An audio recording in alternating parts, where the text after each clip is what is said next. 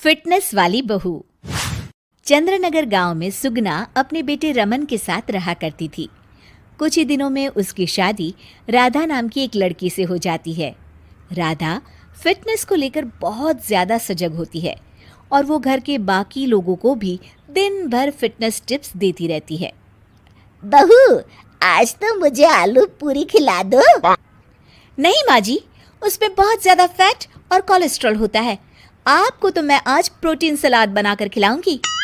कुछ दिनों तक तो सब ठीक लगता है, मगर धीरे धीरे सुगना और रमन दोनों ही राधा की इस आदत से परेशान होने लगते हैं। राधा, मैं मानता हूँ हमें फिटनेस के प्रति सजग रहना चाहिए, मगर बाकी की चीज़ें भी खानी उतनी ही ज़रूरी है। रोज़ रोज़ प्रोटीन सलाद थोड़ी ना खाया जाता है। आपको तो खुद तला फला खाना है, माँ जी का तो आप बस बहाना बना रहे हो। देखो जी, जो आप खाते हो आप वही बन जाते हो।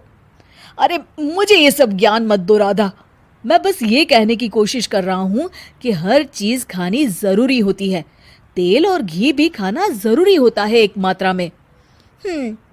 खैर, तुम नहीं समझोगी। कुछ दिनों बाद तीज आने वाली होती है और सुगना अपने दोस्तों के लिए तीज पार्टी रखती है। अरे बहू, आज तीज है और मैंने कुछ सहेलियों को खाने पर बुलाया है। कुछ अच्छा सा उन सब के लिए पकाना। ठीक है माँ जी। शाम को सुगना की सब दोस्त आ जाती हैं। सुगना सबको अपनी बहू से मिलवाती है। अरे वाह सुगना, तुम्हारी बहू तो बहुत ही खूबसूरत है। सिर्फ खूबसूरत ही है या गुनी भी? अरे नहीं नहीं, मेरी बहू बहुत ही संस्कारी है। घर का सारा काम भी खुद करती है। थोड़ी देर सब गप्पे मारते रहते हैं, फिर राधा टेबल पर खाना लगा देती है। खाना लगा दिया है मैंने, आप सब खा सकते हैं। सब लोग टेबल पर आते हैं। अरे ये सब क्या है? आंटी, ये पालक का सूप है और वो स्प्राउट सलाद। वो सब तो ठीक है बहू, मगर खाना कहाँ है? आंटी, यही खाना है, इससे हेल्थ भी बनी रहेगी और आप सबकी उम्र में तो यही खाना ठीक रहता है। हमारी उम्र मतलब? अरे हम कोई बुढ़िया थोड़ी ना हो गई हैं। और ओ सुगना, अगर खिलाना ही नहीं था तो हमको बुलाया ही क्यों? सब मूड खराब हो गया तीज के दिन, चलो यहाँ से। और ये सब बोलते हुए सब औरतें चली गई। अरे ऐसा क्यों किया राधा? मैंने बोला था ना कि कुछ अच्छा बनाना। तुम्हारे फिटनेस टिप्स हर जगह अच्छे नहीं लगते। आज तुम्हारी वजह से सब मुझे इतना सुना कर गई। जाओ, अब वो पालक सूप और सलाद खुद ही खाओ। उधर रमन भी राधा की इस आदत से बहुत परेशान हो जाता है, क्योंकि वो रोज उसके टिफिन में कोई ना कोई सलाद बनाकर देती और दाल देती। और एक शाम जब रमन ऑफिस से लौटता है तो अचानक गुस्से से आग बबूला हो जाता है। राधा, ओ राधा! आ रही हूँ, चिल्ला क्यों रहे हो? चिल्लाऊंगा ही ना, आज ऑफिस में मैं बेहोश हो गया था।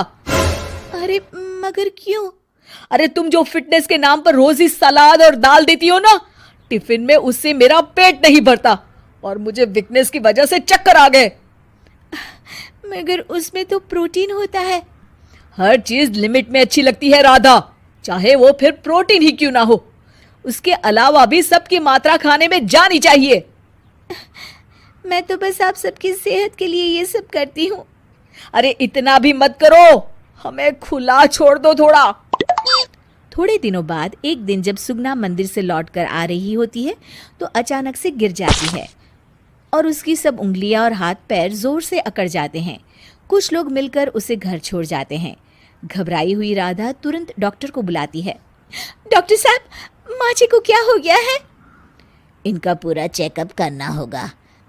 वैसे तो मुझे लग रहा है कि इनको गठिया हुआ है, इतना तो पता चल रहा है। गठिया? बाप रे! हाँ, गठिया। इनके घुटनों और सभी जोड़ों में जो लचक, जो चलने फिरने के लिए ऑयल चाहिए ना, वो अब नहीं है। अरे कैसी बातें कर रहे हैं आप? मैं तो इनकी सेहत का बहुत ख्याल रखती हूँ, रोज प्रोटीन सलाद खिलाती हूँ और सूप भी। मतलब ये बिल्कुल भी ऑयल या घी नहीं खाती? नहीं नहीं। अरे कैसी बातें कर रही हैं आप? खाने में एक मात्रा में घी या ऑयल का होना बहुत ही आवश्यक होता है। अगर वो पेट में नहीं जाएगा तो जोड़ों में जो ग्रीस होता है वो खत्म हो जाता है। ओह, ऐसा क्या डॉक्टर? माँ जी ठीक तो हो जाएंगी ना? हाँ हाँ, हो जाएगी। थोड़ी देर बाद रमन भी ऑफिस से आ जाता है। क्या हुआ माँ? कुछ नहीं बेटा, बस ऐसे ही गिर गई थी।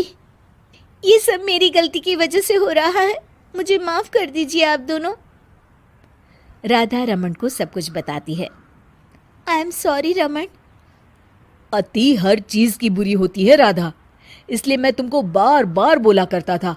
तुम्हारी फिटनेस के प्रति जागरूकता अच्छी लगती है, लेकिन शरीर में हर तरह की प्रोटीन जाना भी जरूरी है। जी, आप बिल्कुल सही कह रहे हैं, मुझे माफ़ कर दीजिए। मैं अपने हाई क्लास फ्रेंड के दिखावे और बहकावे में आ गई थी। मैं दोबारा ऐसा कभी नहीं करूँगी और माँ जी का ख्याल डाइट चार्ट के मुताबिक ही रखूँगी। ये हुई ना बात। अब मेरे लिए आज अपने हाथों से देशी घी के गर्मा गर्म आलू के पराठे बना दो, तो ही मैं माफ करूंगा तुम्हें।